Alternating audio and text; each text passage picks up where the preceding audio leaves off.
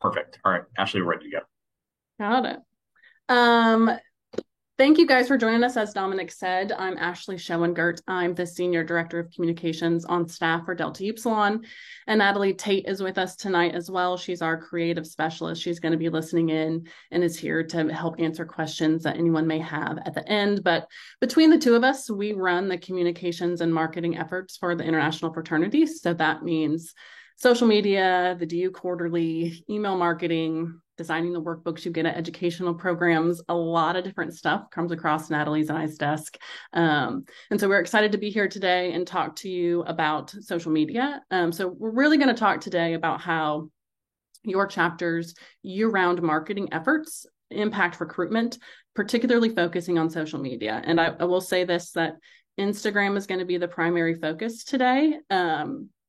And it'll be the focus because it's still one of the most highly used social media apps amongst college students. And in my opinion, is better for general chapter marketing than TikTok. But if you have TikTok questions, you can go ahead and put those in the chat or reach out to Natalie. She will be your go-to TikTok person. She is in her early 20s. I'm in my late 30s. So she is going to be your go-to TikTok person. So as I said, with questions on TikTok, as Dominic said, if you've got any questions as we go along, put those in the chat box and we will get those to the end and we'll make sure that we address those.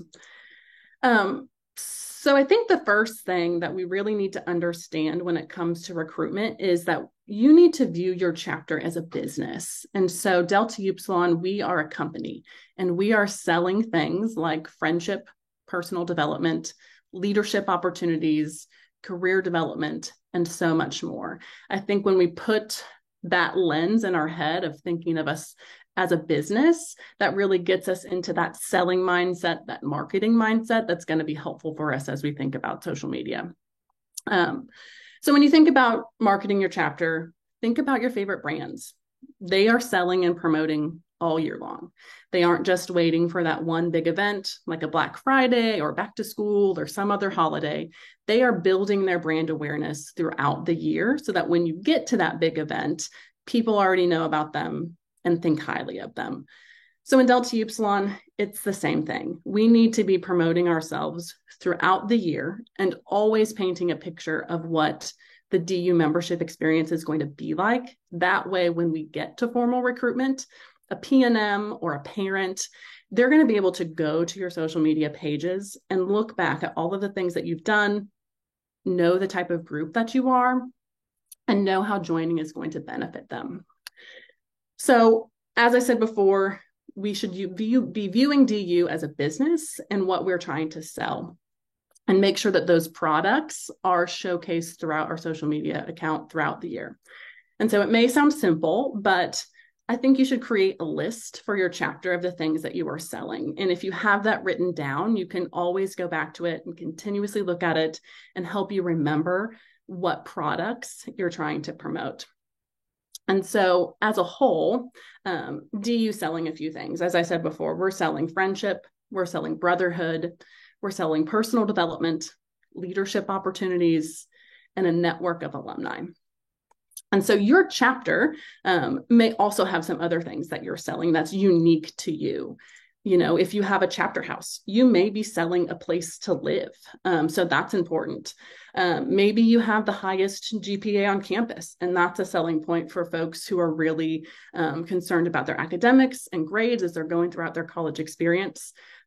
Perhaps you're like our Tufts or our Colgate chapter, where they have a ton of guys who are student athletes. And so that's a selling point for them, that they can show other student athletes, hey, we understand the time commitment involved in being in a fraternity and being on a member of a team. That's a selling point for them. So really figure out what makes your chapter unique and add that to your product list that you're selling when you're talking about DU.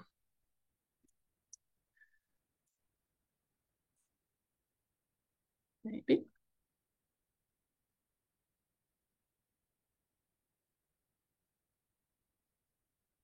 Okay. So as I said, as a whole, no matter what chapter you are, DU, first and foremost, we're trying to sell friendship, we're trying to sell brotherhood.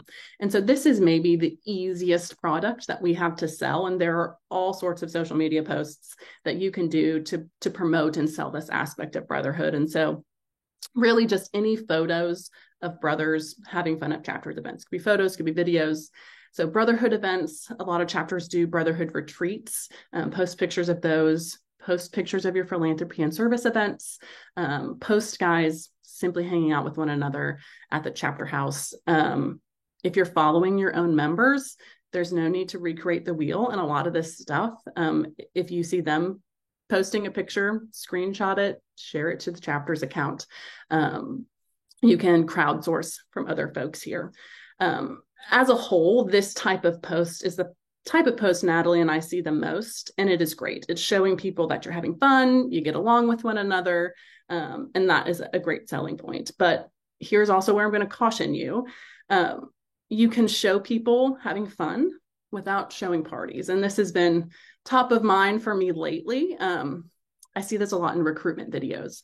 And so this is the season where a lot of recruitment videos are coming across our feed. And so, yes, we want them to be flashy and fun and draw people in and let them know that DU is a good time. But your recruitment video or your entire social media presence cannot be just one big party. Because if that's all you're showing them, that's all they think they're going to get. And so then when they've joined, and then we ask them to complete 10 service hours each and keep their grades up and abide by our policies, then they're going to step back and say, wait a second, that's not what you sold me. That's not what I thought this experience is. And so a couple things could happen. One, they're either going to quit, or two, they're going to completely ignore the rules and try to create that experience for themselves. And we don't want either of those two things to happen. And so that's why it's really important to focus on your social media year round to complete that big picture experience of DU. Because the more than we can show them what they're actually going to experience and what they're actually going to be buying from us, the better off we're going to be. It's always important to remember when you're selling brotherhood, people join people. They don't just want to know that they will make friends. They actually want to know the type of person they're going to be friends with. So outside of meeting someone in person, you can show who your members are on social media through member spotlights, member shout outs.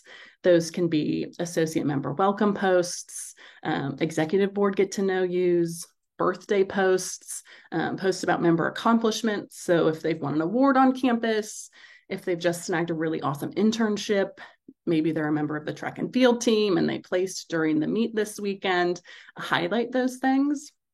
You can also do advisor and volunteer get to know yous, like who are these people going to be meeting and working with when they get to be a part of the chapter, highlight those folks as well. And I would say always include your name, the person's name, hometown, major, and grad year in all of these posts, because people are looking for connection. And so when someone sees, hey, this kid's from my hometown, or hey, he has my same major, they're feeling that connection and they know that there's going to be at least one person in the chapter who has interests or backgrounds that are aligned with theirs. And so I've got an example of the Penn State chapter here. They've kind of dubbed this brother of the week, but it's their chapter president, Duncan. The caption's kind of cut off, but they've included that information in there, where he's from, what his degree is, what his position in the chapter is. So those type of posts, getting to know members in your chapter are going to go a really long way. I will point out, here with Penn State, the first picture in this carousel had a lot of red Solo cups in it. So Penn State, if you're here, good job on this post, but maybe avoid the red Solo cups as we move forward. Another big part of the DU experience are activities and our events that our chapters do. So Not only do we want to highlight these from just a general PR standpoint, posting about these events is going to continue to paint that picture of what the DU experience is like and what someone is going to get out of membership in DU. So if once they join, we're expecting them to participate in certain activities, it's really helpful for us to show them what those activities are in advance. So some of that includes philanthropy events that your chapter is hosting, service projects that you attend. If you're taking part in other fraternity and sorority events, I know you guys' calendars are full of philanthropy events for other sororities. So if you're going to the Kappa kickoff kickball tournament or anchor splash, post those pictures, show people that you're involved on campus and you're supporting the other groups that are on campus. Post pictures of chapter meeting. There's no reason why you can't post that. Post pictures of the pledging ceremony, post initiation. And I will say with these last two, Natalie and I are constantly looking at DU social media accounts. It really kind of blows her mind the amount of chapters that don't post pictures of pledging ceremonies or of initiation. To me, those are no-brainer posts, especially for DU. Non-secrecy is a huge part of who Delta Upsilon is, and that's what makes us different from other groups. That is that feature our product has that no other product has, so we should be using that as a selling point.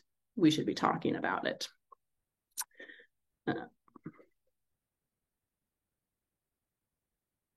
And then with some of these other items, philanthropy events in particular, I do see a lot of promotional graphics about these events, which is great, but not always pictures of the actual event.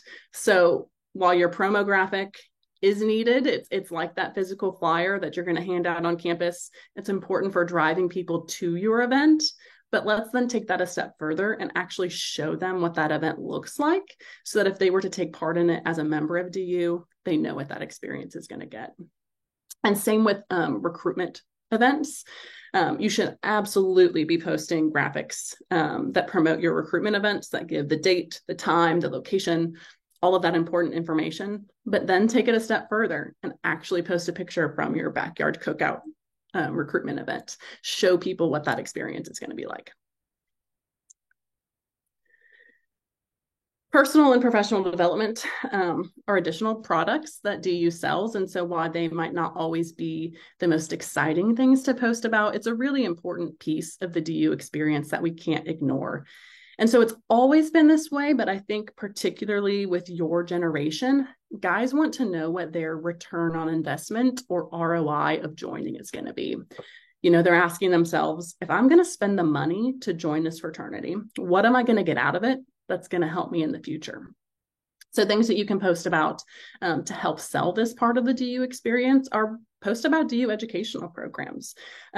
Share photos of your members from these programs. So whether it's RLA, Dual, GSI, or like the fellas in the post here that I've screenshotted from Alberta. Just the other day, they posted a picture of the 3 guys who went to LI this summer. They explained what LI is. So the most people following them, if they aren't a member of DU, don't know what LI is. They've explained it. So they had a great time and they're looking forward to going next year. So again, it's showing potential new members the type of experience, the type of programming that they're going to be able to participate in if they were a member. The international fraternity, we post about our educational programs all the time, particularly when we begin to open up registration. Feel free to share those posts. I think tomorrow on our social media calendar, we're going to be posting a promotional video for GSI. Share that. Let people know about the international fraternities programs, what you're going to get out of it, and if they're a potential new member, what they might get out of it as well. Post pictures of guest speakers that either your chapter is hosting or attending on campus. And so I read every chapter news entry that gets submitted for the DU quarterly, and I see a lot of CEP submissions. And so I know your chapters are inviting guest speakers to chapter meetings. And so next time you have someone from the counseling center come speak, take a picture of them speaking or grab a group photo of them in the chapter at the end. Not only is that going to be a good thank you to that speaker, but again, it's showing people what you're doing, what type of experience that you're providing members, and what that added benefit of fraternity membership is going to get you. You can also highlight prominent DU alumni. If you were at LI over the summer, we recognized 5 alumni for their careers. We have all sorts of guys who have or are currently running Fortune 500 companies. We've had world leaders, so many people, alumni, whether it's from your local chapter or the international fraternity, that you can highlight and show people, hey, this guy, we are building better men. Do you help shape his experience and look at these great things that he's doing now?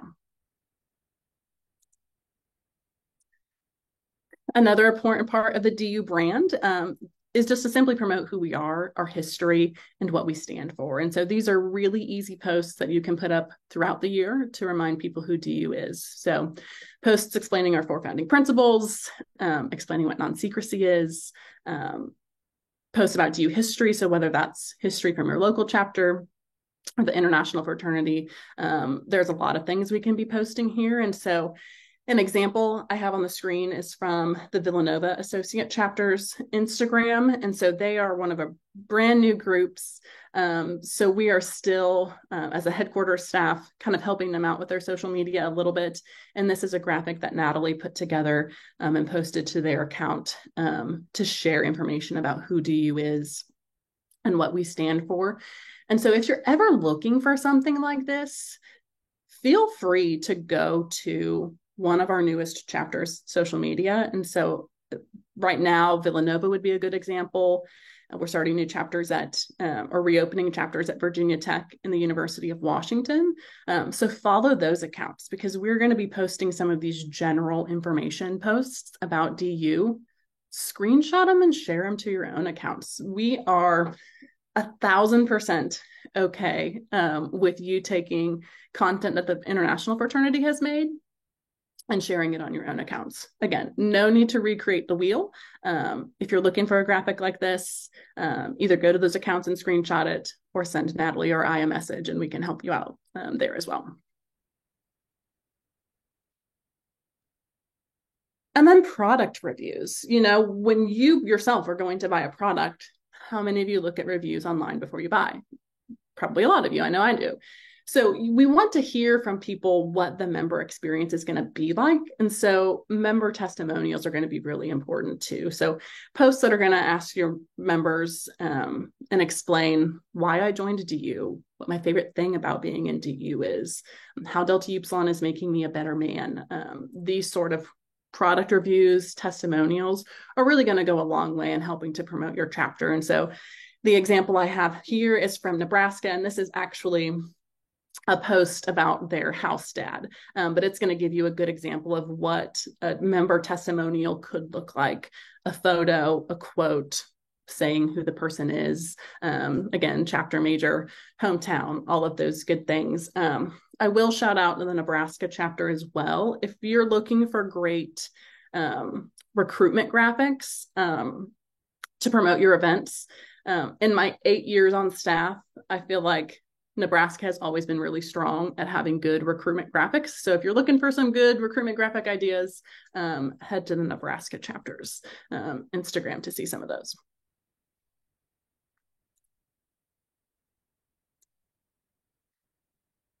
And so I get it. Some of you are probably thinking, hey, lady, I'm the VP recruitment. I'm not the social media chairman. Why are you telling me all of this?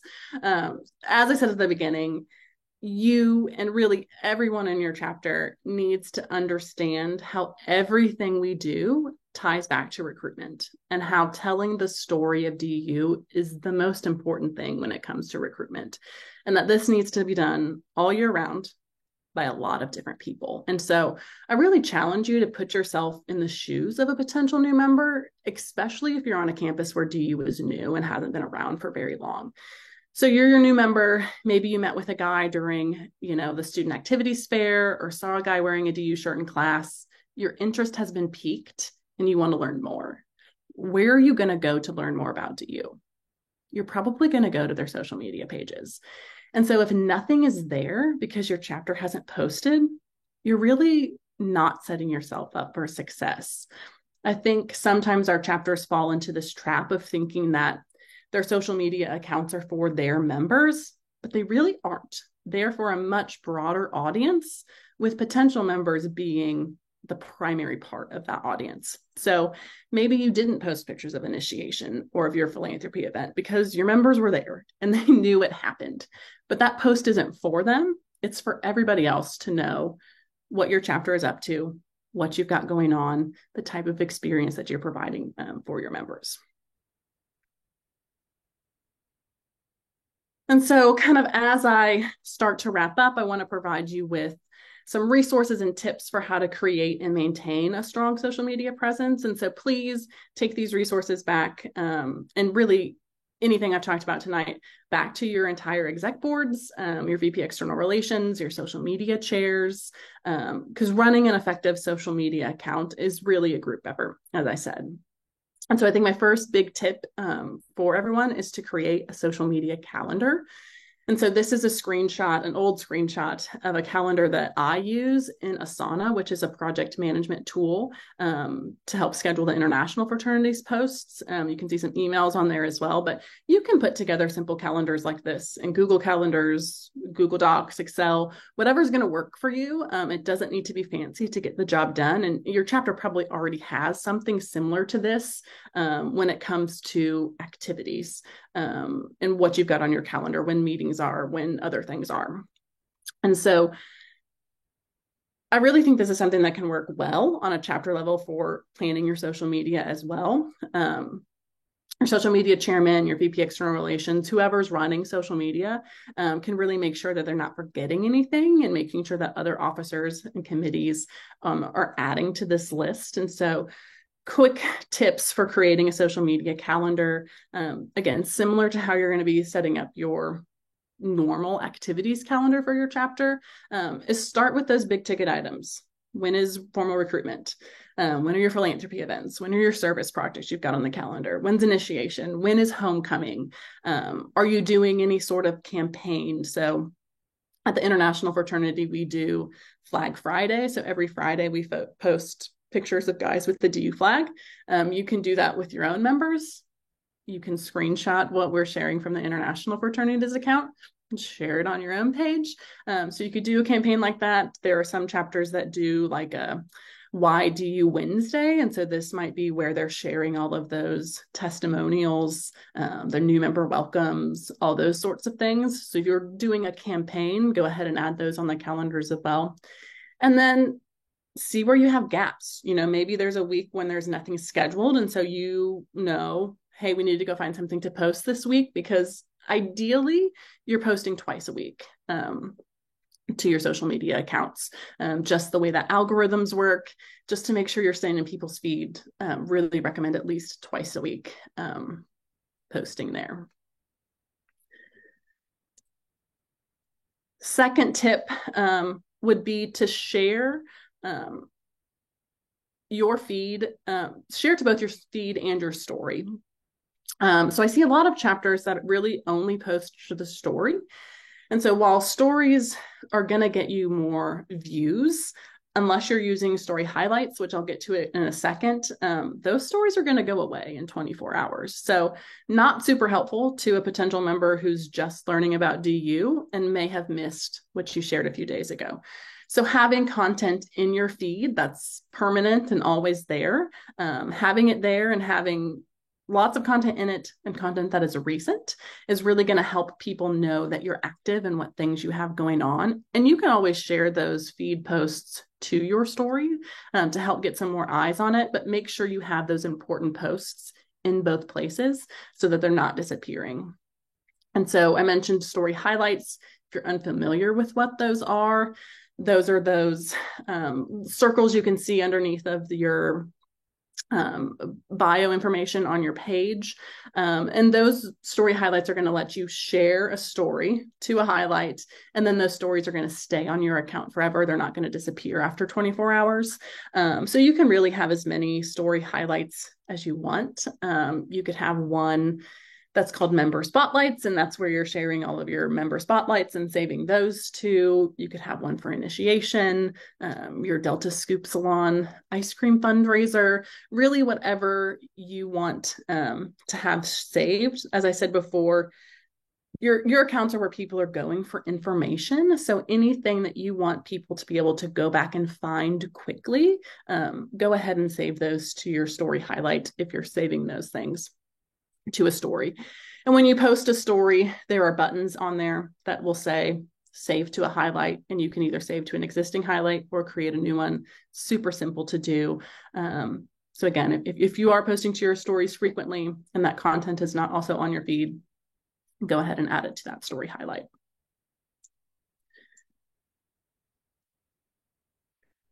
Next, I really encourage you to follow DU's brand guidelines whenever possible. So that is the fraternity's colors, our logos, our badge design. These things were designed for specific reasons. They help tell the DU story and reflect a lot of our history.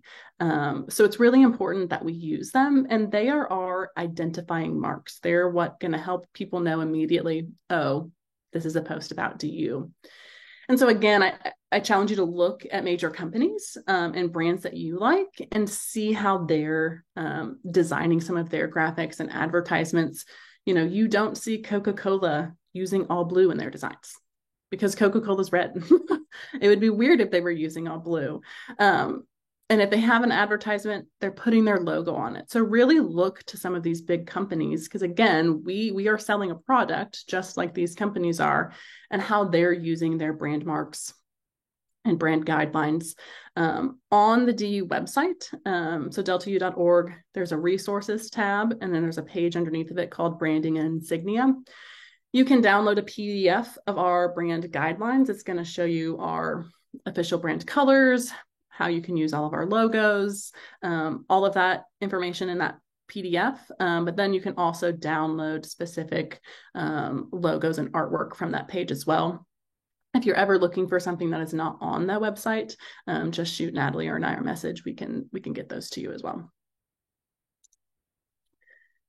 There are a ton of different tools out there that can help you create good social media graphics, even if you don't have graphic design skills. And so personally, I really recommend using Canva. The International Fraternity, we use it for a lot of the stuff that we do. And so there are both free and paid accounts through Canva, but it's going to offer you a lot of pre-designed templates where you can go in, change the colors, add your own photos, change the text to say whatever you want, and then simply download the post with the graphic and share it to your accounts.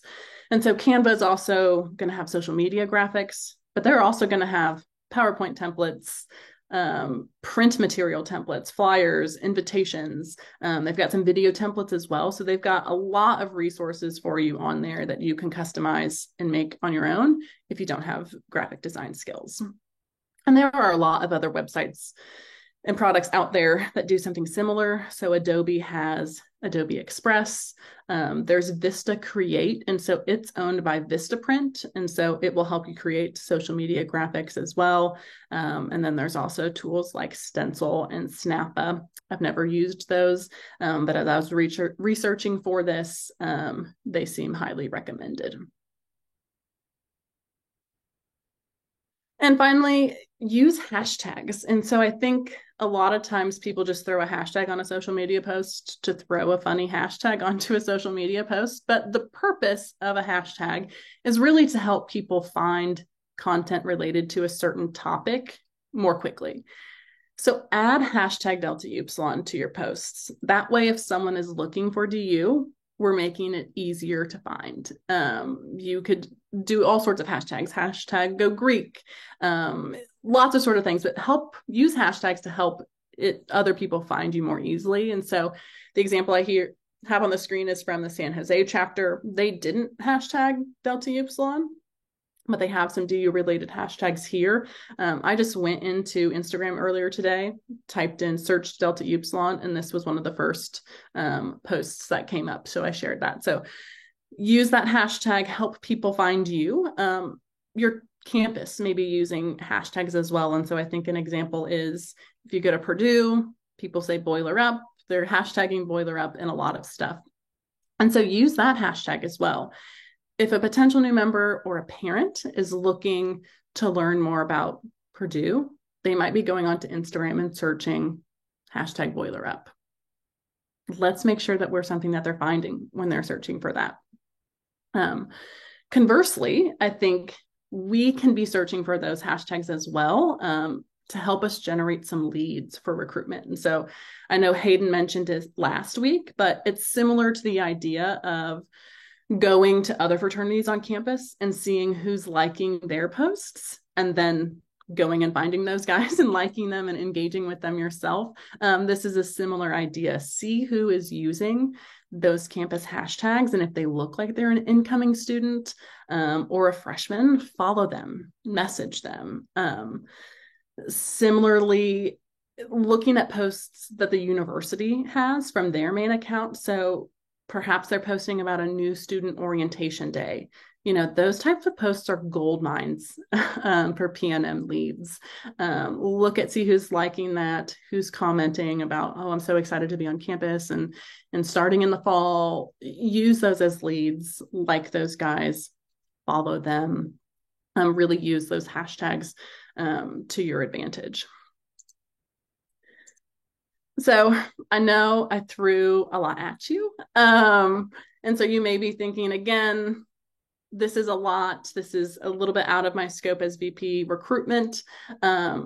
Again, take this information back to your chapter. It really is a group effort.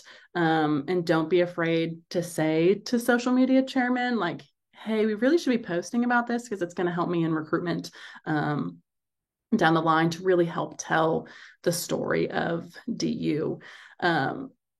My email address, Natalie's email address are on the screen there. You can also reach us at socialmedia@deltau.org. So if you have any questions, email us personally or email that social media account. We are also always looking for photos and content that we can share from the International Fraternities account. So if you have something you want to share with us, you can either tag the fraternities account or email us directly there. But I thank you guys, and I will stop sharing my screen, and I don't know if anyone's got any questions or comments for us. Well, thank you, Ashley. Appreciate it. Super helpful content, and trust me, the amount of chapters I visit over the last few years, when I start talking to them about social media in the recruitment process, I get a lot of blank stares. So we definitely need as much assistance as help. And like I said, I don't think anyone has, like I said, I think there's some chapters that do it really well, but there's no chapter that's perfect at it. So I think, this is always ideas. I honestly learned a few things from this presentation of just how to best use those tools. So definitely remember to use that. And often, we talked about last week about roles, often chapters have a social media person on their recruitment team. So it doesn't even necessarily have to be the social media person for the chapter, but it's someone who is posting things every day either during your formal recruitment process or continues to post things specifically recruitment focused towards potential new members. So appreciate it. Yeah, I was to kind of piggyback off of that would be similar to like a brand ambassador, right? Like Absolutely. I follow a lot of Instagram influencers. I'm getting a lot of selling from these people. So your members are your ambassadors. They are your influencers. Make sure that they're posting about you, sharing your information, that they're also selling to you, because the more that people see from all sorts of accounts, the main chapter account to the individual members, it's all going to help build your brand awareness. And I think if you start to do some of the things that I talked about today, you really are going to see your brand awareness, really improve on your campus amongst current members, not current members, but current folks on campus, and then potential members as well. Yeah, when people ask in recruitment, what do? You can easily point to social media and at all the things that social media is showing the day in the life of Delta Upsilon, right, of your chapter, right? So appreciate it. Well, definitely reach out to Ashley, Natalie if you need assistance, but I think continue to pay attention and stay on top of this. it's still August, right? So we have plenty of time. If you need to go back and overhaul your social media content, you still have plenty of time and opportunity for the rest of the year. Because as we talked about last week with Amplify, we're talking the whole year, the 365 process, and it's not just doing recruitment in 4 days, 5 days, or 2 weeks, right? So appreciate it. Yeah. And what you do now is going to affect your recruitment next year. So continue to 1000%. do it now, even if recruitment's already over, it's going to help you next year. Absolutely. All right. Thank you, Ashley. So we are going to transition to our next part of our program. And a great opportunity. We're joined by someone who does not work on staff, has never worked on staff, but has some affiliations with our fraternity staff. I'm pretty sure I met Chris when he was a grad student at Notre Dame. That was a long, long time ago. So it's an opportunity. Chris Hall is joining us. He previously has been a D1, D3 coach. I was at one of the epic Chris Hall career moments when his Colby Mules made the Frozen Four for the first time. So I was there. Pretty amazing. Last second, I think it was 1 or 2 seconds left in the game. So great opportunity. We're actually going to be able to learn from someone who does recruiting, but in a completely different context. But there's an incredible amount of similarities and crossover from what Chris does to recruit people for his hockey teams and what we're doing here for Delta Upsilon. So I'm going to turn it over to Chris, and I'm going to make you co-host, Chris. You can share your screen, but as I'm doing that, but thank you for joining us for part 2 of tonight's session. All right, I just made you co-host, and the floor is yours. Awesome. You did Chris Gomez. Oh, I'm sorry. My bad. Okay. All good. Hi, Chris Gomez. Yeah, that's all another Chris. Yep. Okay. Ashley, that was fabulous. I just have to say that I took some of notes for my own that I'm going to use for my own marketing. Because that's and it was a perfect compliment. I'm going to talk a lot about sales and marketing are the two different. Guys, as we get started here, I want you to know that my intention is to be interactive here. So I'm going to ask you guys questions. Please feel free to chime in. Don't be shy. I work with college students all day, every day. So please feel free to turn your camera on, chime in, raise your hand, talk out. I have questions for you, so I expect some feedback. So, but hold on, I got to figure out how to share my screen. Sorry. As we get started, I'm going to start off. I'm going to start off with a question for you guys. Here we go. Sorry. Share screen. This.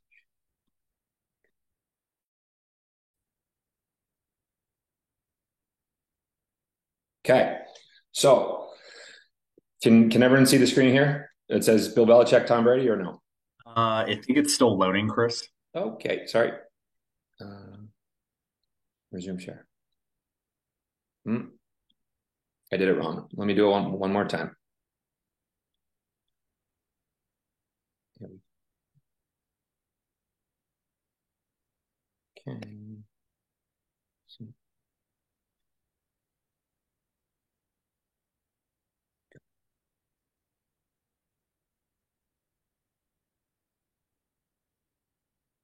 Okay, there we go. Everybody see it now?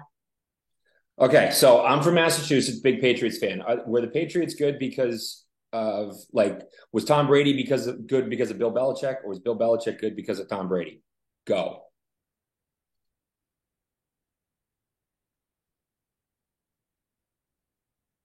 Nobody has any opinions.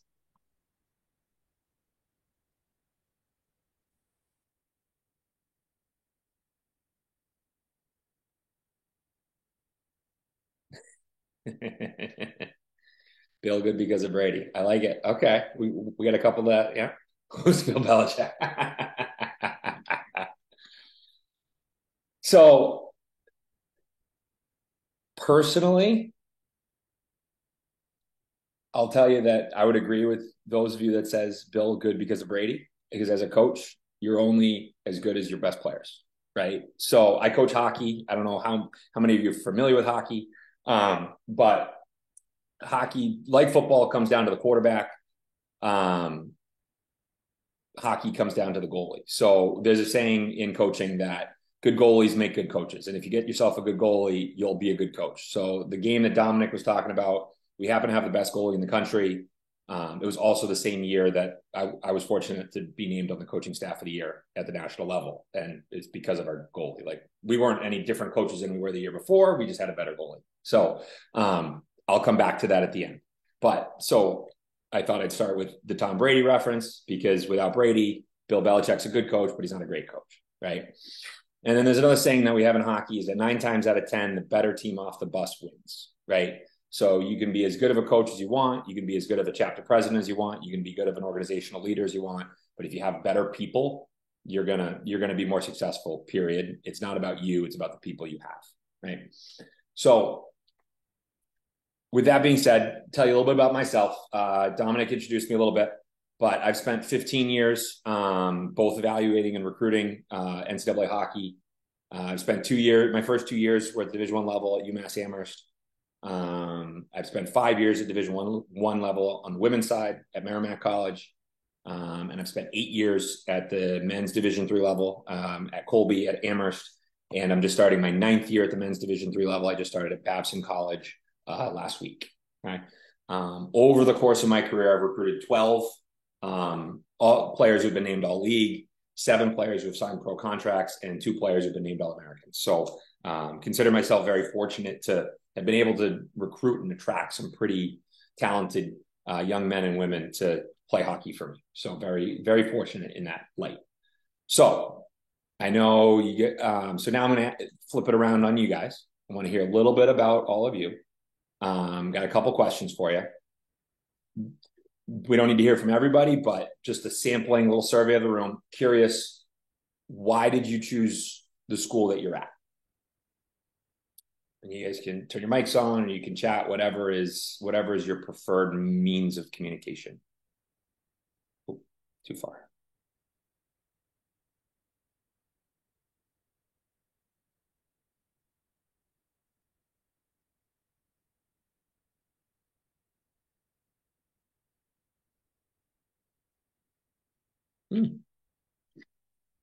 Thank you, Charlie. So you felt comfortable there, I'd say, right? Oh, family connection. I like it. We're going to come back to these answers in a couple minutes as well. So just kind of have these things in mind as we move forward. Okay. Second question. Feel free to chime in anytime. Why did you decide to join Greek Life?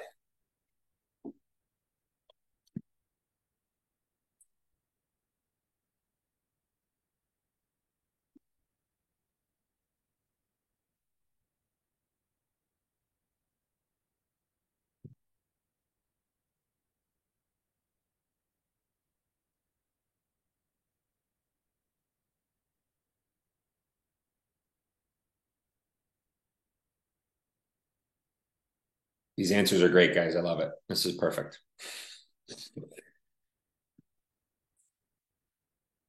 Next one specifically. Love it, Stacy. Why did you decide to join DU specifically?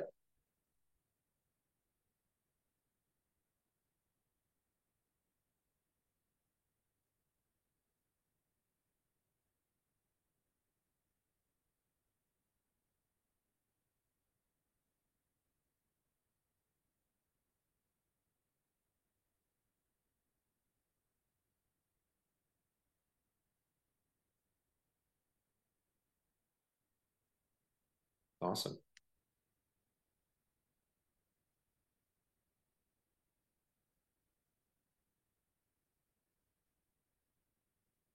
And then this one here, the last one I have for you is a little bit more of a reflection. You don't necessarily need to answer it now, but I want you to kind of reflect on it and just kind of think about it, right? Which is, what do you want your experience to look like moving forward? And we'll come back to that one at the end. All right. But just at least start to parse out some ideas of what you think what you want that experience to look like as you from here forward, not necessarily past thinking. Okay. So all that in mind, right?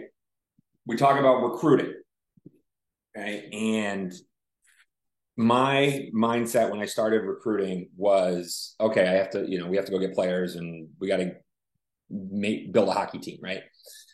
And I quickly learned that it wasn't recruiting in that sense. It was really sales, right? And when I thought about it and did some research and kind of learned about things, right? I was thinking about this. Have you guys ever bought from a salesperson, right? Car salesman, you see salesmen in sometimes appliance stores. Where else have I run into salesmen? Like high-end luxury items typically have a lot of salespeople. Real estate agents are technically salespeople, right? So thinking about those, those are types of experiences. I mean, cars is kind of the most common one that you'd hear about, you might have run into before. But I think at some point in time, we've all interacted with a salesman at some point in time, right? And if you have, think about how it felt to be sold to, and if you like that or not. Because most people don't like to be sold to, and sales has a kind of sometimes a little bit of a sticky, weird connotation, not weird, but like, there's a negative connotation to sales, right? A follow-up question to that is, do you consider yourself a salesperson?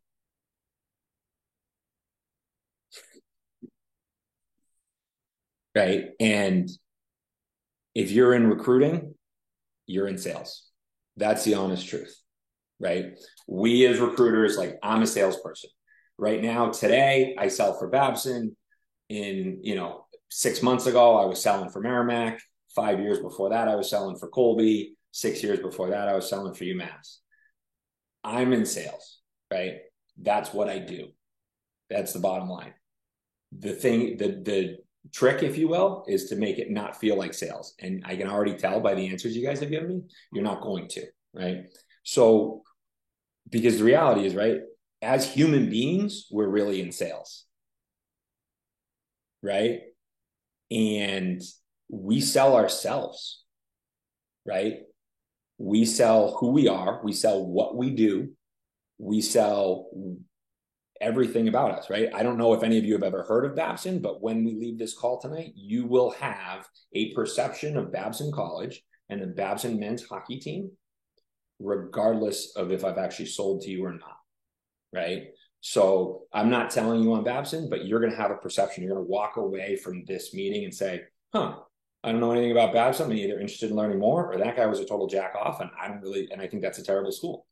And it's just, that's the dynamic of sales, because we are in sales for ourselves all the time, right? And to Ashley's presentation about branding, right? You're constantly branding your chapter. You're selling yourself. You're selling your brand as a person and as a chapter all the time. Anytime you wear your letters, anytime you're out in public as a DU, you're selling. It just is what it is, right? I went to a recruiting event this morning. As you can see, I still have my Babson shirt on. I made sure I was wearing green. I made sure I shaved this morning because I wanted to represent Babson and put a positive image in people's mind about what Babson is, on the off chance I'm going to interact with them down the road, right? So anyways, that's what we do in human. That's human nature. That's who we are, right? We're in sales, even if we're not selling, right? So, which comes back to my next question, which is, what's your most important resource as an organization, right? So think about this for a minute. Take a minute. I'm curious to hear some thoughts, right? But as Delta Upsilon, as chapter, as the chapter at Boise State, as the chapter at, I'm sorry, I don't know your entire roster, Quinnipiac, right? What is your most important resource as an organization?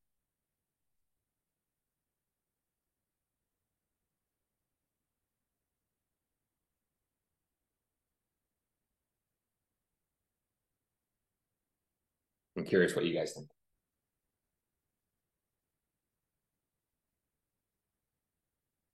To give you my opinion of what I believe the answer to be, I think it's the same answer for Babson hockey.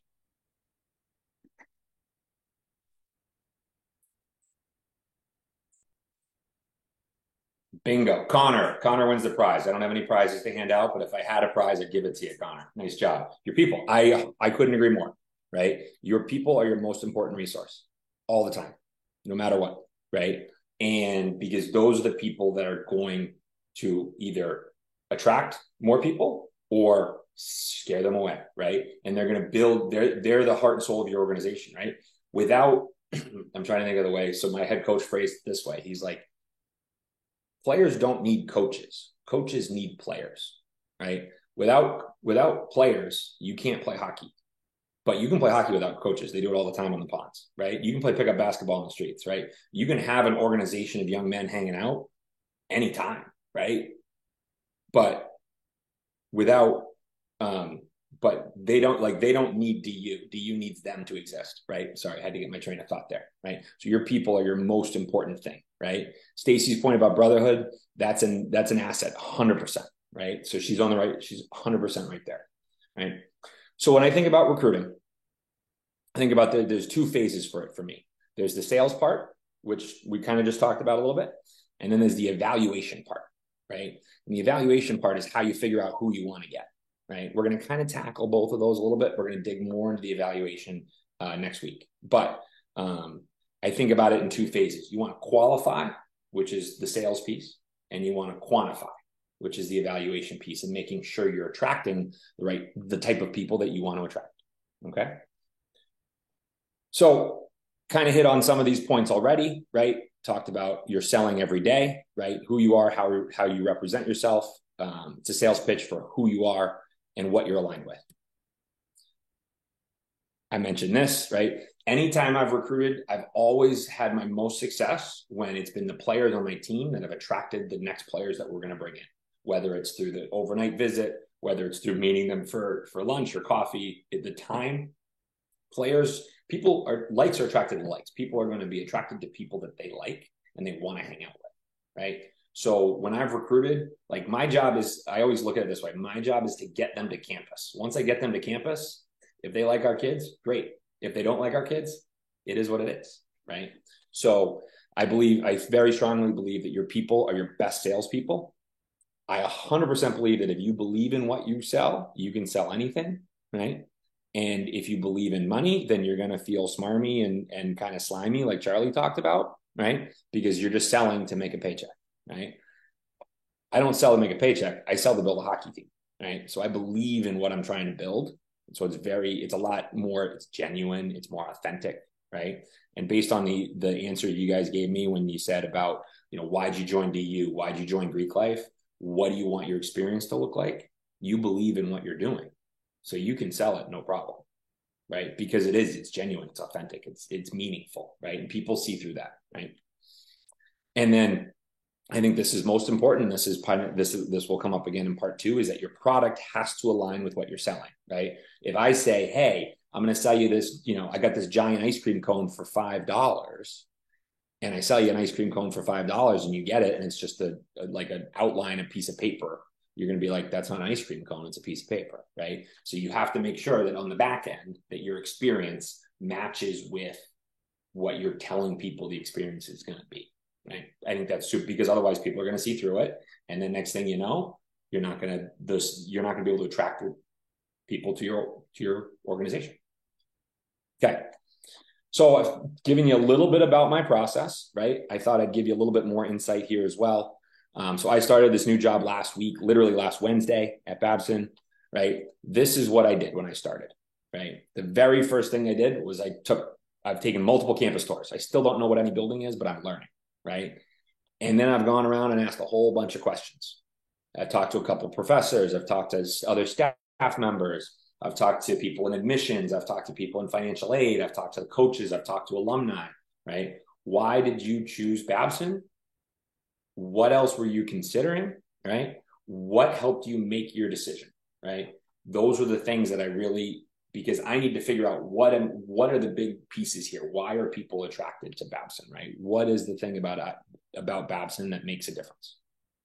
Okay, right? What makes it special, right? I thought about why I came to Babson, and then I thought about, okay, why would someone else come here, right? So that's how I start to formulate my process.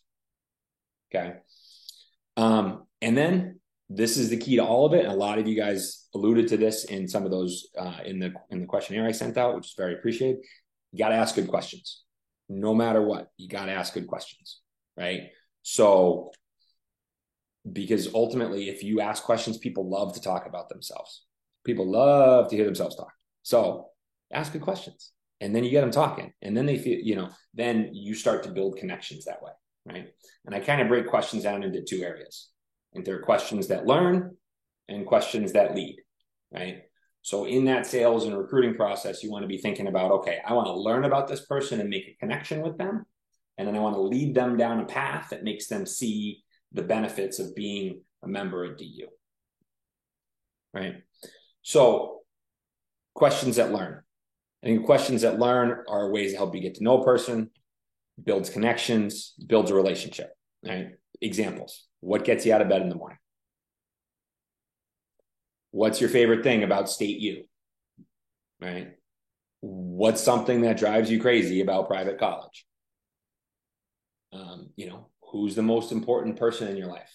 What kind of an impact have they had on you? Right? This is one of my personal favorites. If money was no object, how would you spend 24 hours? Who would you spend it with? What would you do? Where would you be? What would you eat? Right? Because now you're going to tell me a lot of things about yourself and about your life that are like your favorite thing in life, right? I'm going to get all the sneak peeks, right? So that's kind of how I sum up questions that learn. I'm trying to learn about you as a person, okay? Then I've got questions that lead, right? So this is once you figure out what you're selling, then you want to come up with questions that lead you to those talking points, that allow you to have a conversation around a theme, right? So you have to know what you want to talk about. You have to know what you're selling, right? And some of you have shared different things of, okay, you know what? Like I came to DU because it didn't have any secrets, right? I came to DU because of the people, the friendships, right? All of these different pieces, I felt included, right? Those are the things that you guys want to come back to. So how do you get there, right? How do you get there? How do you bring that to the forefront in the conversation, right? It's questions like, what are you looking for in a Greek life experience? That's very surface level, but it starts you down that path, right? Next level is a little bit more of like, what motivates you to want to join a Greek organization, right? Because now you're getting at a core motivation, right? I wanted to build relationships. I wanted to build friendships that last a lifetime. Boom. Hey, well, like we do that here at DU. Like I've got these buddies, blah, blah, blah, blah, blah, right? Now you go down that path, right? You start the conversation by asking a question, get to their core motivations, and then you continue down that path, right? Taking a page from your, this is a great question. What does it mean to them to build better men, right? What are they going to get from that? What does that mean to them? And then you can talk about that, right? I saw character was one of kind of your big principles. So tell me about a time in your life where your character was challenged. How did you handle that? What happened? Right? Because now you have an opportunity to express some emotion. You can build a connection over an experience that someone had, right? So here's kind of a cheat sheet for asking good questions, right? You always begin with the end in mind. I'm thinking about what do I want to learn? And then what kind of question am I going to ask? Right? So if I want to learn about you, I can be like, hey, well, like, what's your favorite thing to eat? Right? But like, that's kind of simple. But if I say, hey, if you could go to any restaurant you wanted in the whole world, where would you go and why? Right? Now that all of a sudden you get some layers to it, right? And for the record, I would go eat pasta in Tuscany, but that's beside the point, right? So you want to begin with the end in mind. What do you want to learn about a person, and how do you want to build a connection with them? What do you want to connect over, right? And ultimately, connections are generally formed over emotions, right? You build that shared connection via shared feelings. So when you respond to, when you respond to their answers with emotion, like, oh man, like that sounds like really hard. Like, how did you handle that? Like, are you doing okay? Like, I'm so sorry that happened, right? Having empathy, sharing those experiences, like, oh, you want to go out for dinner in Tuscany? Like, I went to Italy a couple of years ago. It was amazing, blah, blah, blah, blah, blah, right? Now you start to build a connection over a shared experience, right? So questions fuel and build relationships. So that's critical. So Dominic should be ready. Oop, I skipped over here. Sorry, guys. That's my mouse. Okay. Dominic's going to put breakout groups. I'm going to put you guys on the clock. No more than 5 minutes. So it's 9:06. So at 9:10, I'll give you 4 minutes. Okay. I want you guys to come back with 2 questions that learn and 2 questions that lead. So however you guys are going to be split up, come up with a couple, try your best shot, come up with a couple quick questions, and we'll come back here in about 4 minutes. Let's say 9:11. Sound good? Dominic, we ready? Yep. Okay. See you in a minute.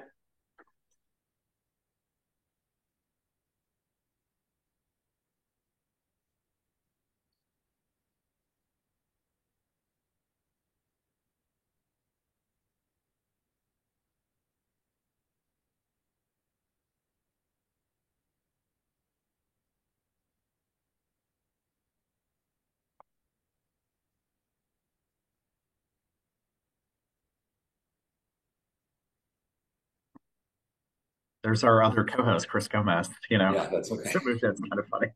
Okay, That thanks. made me laugh. How's it going? I That's can't great. see anything. I No, I can't know tell if I'm looking at my camera. I can't tell anything. So, right now. okay. So because we are in sales and we're doing this, I'm gonna need some volunteers to turn their screen on and share their questions with the group. No chats allowed.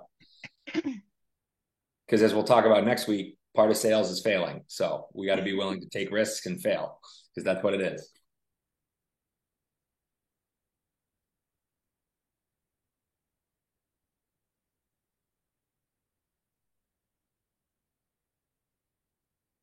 Okay, so Liam is comes up with the best excuse of the night. That's a good one. Liam, I'm going to believe you, but you know.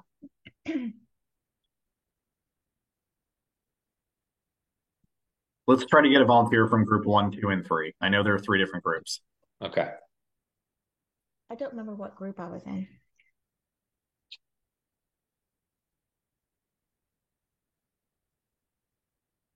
Can we do can I do a rolling a dice and just kind of pick here? I'll go. I'll just start us off. And our Okay, group, Stacy, go for it. Give me one good question you came up with. Doesn't matter. okay. One of them that I came up with our group was like a leading question is what drew you to this college? Yep. Awesome. Okay, who's next? I need one more leading question. A big one down here that we like to do is ask them like where are they from, what's their hometown, or what they're majoring in. Okay. Would you actually, so both Stacy and William, I'm going to ask you this. Would you consider those, I would personally consider those learning questions because they're more kind of background. Right? Oh, I thought we were doing learning. My bad. Oh, no, all good. All good. All good. All good. Okay. So Well, yeah, so right. So like I think of those as like, okay, like tell me about yourself, right? Help me learn about you, right? The leading ones are like, okay, how do I come back off of this, right? How do I come back and say, okay, I'm going to talk about this topic, you know? you could talk about a lunch event or philanthropy event that they're having. You could talk about something you've got coming up, an alumni event, invite them out to that. There's a myriad of things you could talk about, inviting them back to seeing what we're about. Okay. I think who was the other one? William there, right? I think.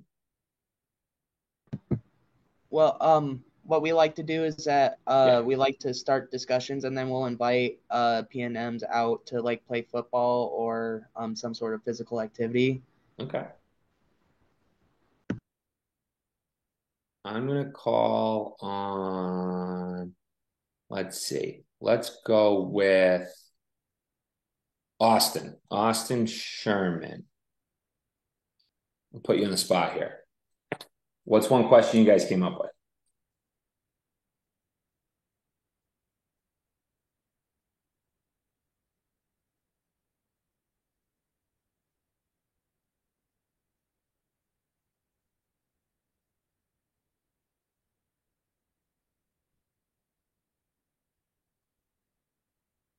Who else was in Austin's group? I don't know that we had an Oh, there you go. Luck of the draw. Okay, I'm gonna bounce over to Parker. So one of the questions I guess we talked about, you said leading, correct? Yeah. Okay, so it's like leading questions. I guess a learning would be the major, and then a leading question to that is like, what do you want to kind of do with this major? Where do you want to go, and where do you see yourself in a career? I think. Okay, and where do you go from there? So then, as a recruiter, right? So I like it, right? So now, where are you going to take that? Where does the conversation go after that question? I would say you could speak about how either alumni of DU are a part of, let's say, that certain field, or even with, let's say, they were a marketing major and they wanted to get into social media marketing, it could go back to the social, you could have a social media chair. So be like, hey, we have this chair set up, especially would work perfect for you if you are interested. Perfect. Parker, that's an A+ answer there, my friend. Nice job. And it could have been To fun. add to Thank you. what Oh, Parker said, I would say that like you can also lead it in a way of like if your chapter is a good alumni network, that you can talk about like different alumni or different current people in the chapter that are looking into similar career fields of like, oh, like I have a brother who's going into that. I could like totally put you in touch with them. bingo. 100%. Yep. When I was at Colby, we did an alumni database where we literally would pair up kids on our team with alums who were in that same field. And we did a mentorship program. And so as a recruiter, this is a little bit of the sales guy in me, right? Like I didn't have to be able to speak about the details of it. I could just be like, hey, listen, so, oh, that's awesome. You want to study, you want to be a nail tech. Well, that's great. I know it. Like we've got an alumni mentorship program. We'll set you up with an alum who's a nail tech. Not that you go to college to be a nail tech, but I'm just using a ridiculous example that I just thought of. And we're going to connect you and we're going to help you get into that field and do everything we can to help set you up for success. So that's perfect, right? And to be a little salesy on you guys, one of the biggest things that I was taught as a recruiter was that no one's going to really check your details, right? So I've worked, so I gave you the details, like I gave you the numbers of the people that I've recruited that have been All-Americans, that have been all league players, that have been signed pro contracts, right? None of you are going to go look that up after this. I could have made up whatever numbers I wanted. I chose not to, but the point is if I misremembered my number, and if we don't have an alum in that field, you can figure out a way to, because it's about helping them to understand that you're going to go and help them get to where they want to go more than I know I'm going to do X, Y, and Z, because ultimately in 6 months, they're not going to remember that, right? I'm not telling you to go lie, right? But understanding that some of the details and some that you can find those gray areas where if you're not sure, rather than freeze up and be like, right? That's where you got to, the more flowy and comfortable you can make people, the better that conversation is going to go, right? So that's a little bit of the conversational side of things for you. Okay. Let's see if I can do this real quick the last thing I have for you guys today, right, is so we've talked a little bit about questions and we're going to talk a little bit. So next time, right, when we meet, I got all the answers for you guys from from those surveys. So thank you for filling that out. Okay. Very helpful. Next time, or actually we're going to hit this quick tonight and we're going to get into it in a little bit more detail next time. If I can share my screen again, let's see if I can share this. That's what I want. Slideshow. Okay. So when we kind of move into the people that we want to attract, right? So kind of shifting gears from the, how we attract them to the people, the types of people, right? So I'm going to tee this up and the next time we'll get into this in a little bit more detail, right? But when I'm looking at hockey players, I look for hard skills and what I call soft skills. Like they're not soft, they're not hard. They're just like more kind of physical traits and more mental traits, right? I don't know why culturally we call mental traits soft skills, but that's where we are. So, I think these things are very important for me as a coach, because this is what I want to coach. I want to recruit kids that compete, kids that have really good decision-making ability on the ice, and kids that can skate, right? I want to recruit humans that love hockey. I want to recruit humans that are good communicators, and I want to recruit humans that have a lot of energy and a lot of enthusiasm, right? That's what I want to recruit. So that's what I try to look for when I go recruiting. Right. So, which boils down to, right, how do I identify those traits, right? So without boring you with the details of, okay, yeah, I'm looking for this in skating and this, right? When I'm evaluating players, when I'm watching the game, when I'm talking to players, right, I'm asking questions to try to identify those soft skills, right? I'm asking questions to say, okay, I want to have brothers that really value relationships. Well, then I want to talk about relationships because that's important. Right? That's super vital. So I'm going to make sure the focus of our conversations is on relationships, right?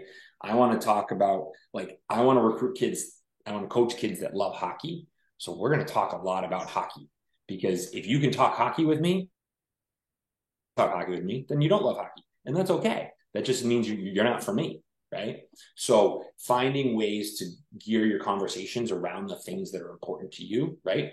As we talked about just now with the questions, right? It all comes back to asking questions, right? What are the answers you want to know? What are the things you want to identify? Start there. Okay. So as we kind of wrap up, I don't want to go too long. I know I've already talked a lot. I do like to talk. That's a trait of a salesperson, right? We're going to skip over this next slide because we're going to do that next time, right? So to kind of put a bow on today, right? At the very beginning of the presentation, you all shared with me who you are, right? A little bit about who you are. You talked about why you went to the school you went to. You talked about who you talked about why you're attracted to DU. You shared a little bit about what attracted you to Greek life, right? That is ultimately, when you're selling, that is what you're selling, right? And I'm going to take those answers that you gave this earlier tonight, and we're going to build those in next time, right? Right. Who are you trying to attract? We're going to build on that as we get into next time, right? Couple things to remember: likes attract like. So if you value relationships and you build relationships, you're going to attract the type of people that value relationships, right? We talked earlier about being sold to. You don't like to feel sold to, right? Hopefully you didn't feel too sold tonight. But as I said at the beginning, I think you're going to walk out of here you're going to have some kind of impression about Babson walking out of here no matter what, right? Hopefully, maybe a little bit crazy, talks with his hands, very intense, wide awake for 9:30 at night, at least for an old man, right? Like, people will buy who you are, right? At the end of the day, right? So that's important, right? I like to think, one of the questions I ask, coming back to good questions, I love to ask people, if you could describe yourself in one word, what would it be? You can only choose one word. I always go with enthusiastic, because I think enthusiasm is a combination of passion and energy, right? Hopefully that came through tonight. I'd be surprised if it didn't. My last cup of coffee was at 5:45, so I think it's almost time for bed, so that's good. Last two pieces, right? Ashley gave you the marketing piece, I gave you the sales piece, right? That combined is recruiting, right? You have to have the marketing piece so that they're thinking about you, they're aware of you, they have this like passive knowledge. The sales is the active side. That's what we do as recruiters, right? So I know I've teased next week a lot. Today was kind of an intro to kind of my crash course, but we're gonna get into a lot of those things. The last thing I will leave you with is the thing that sticks in my head, right? When I think about recruiting, and it's code red: recruit every day, because every day you're recruiting in some way, shape, or form. If you do one recruiting action every single day, that's 365 recruiting actions. If you do 365 recruiting actions, you're going to get somebody. I promise you that, right? You can't get 0 people if you do one recruiting action every single day. Recruit every day. If you're in code red mode, you're going to be good, right? And you are in code red mode because you walk around your college campuses and you are members of DU. And if people know you're a member of DU, then in some way, shape, or form, you're selling your chapter, right? So that's putting a bow on it. I will share with you my email and my cell phone. Please don't text me after 9:30 Eastern. I go to bed. I wake up at 5. So anytime in the morning's great. Late at night's not good. But I'll be back next week. We're going to talk a lot more about some of the things you guys shared with me, which was very helpful. And we'll dive into a little bit more of how do we find the type of people we want to attract? And we'll dive more into how do we continue on this line of good questioning. So I appreciate your answers. I appreciate your attention tonight. And that's what I got. Perfect. Thank you, Chris. Thank you, everyone. Just want to double check, if you have not put your first name, last name, and chapter in the chat box, please do so. If Boise and Indiana are still on the call, Hayden Ron will be your recruitment coach, so I will send that out. I will also, those of you who I have as a coach, I am your coach. It's also, it's 9:30. I just put my phone number. That's my cell number. So some of you I know, but feel free to text me. As Chris said, though, last night y'all are gonna laugh. I got a text from a chapter president at 2 a.m. I did not get it till this morning, but he did not need to text me at 2 a.m. last night to tell me the time of a meeting for next week. So, but like I said, good thing I always sleep my ringer off. So thank you, everyone. As Chris mentioned, part 2 of Chris's program will be next week, the final Amplify session. After Chris goes, we also are going to share kind of a positive win story about how one of our chapters who were in your seats 3 years ago took all this information and went from 12 guys and ended up being at 50 by the end of the year, right? So we're going to hear kind of a success story. Those two of the guys of those 12 actually now work for us and are actually leadership consultants for the fraternity. So it's kind of a cool opportunity. They like took that experience, they took this experience, translated to recruitment success, and now actually are recruiters for the fraternity. So it's kind of a cool opportunity. So they're going to kind of put to use Chris's words, they're going to put a bow at the end of Chris's presentation to kind of take us home to wrap up Amplify. I will send out the recruitment coach information tomorrow. Promise that with your coach's name, phone number, all that stuff, and then we'll wrap it up. So thank you, everyone. I will also send out information about next week's Zoom information as well. So please email me or text me if you need anything. But besides that, thank you again, and we'll see you next week. Next week will be Wednesday, September 6th at 8 p.m. So this week was Tuesday. Next week is Wednesday. All right. Thank you, everyone. Have a good one.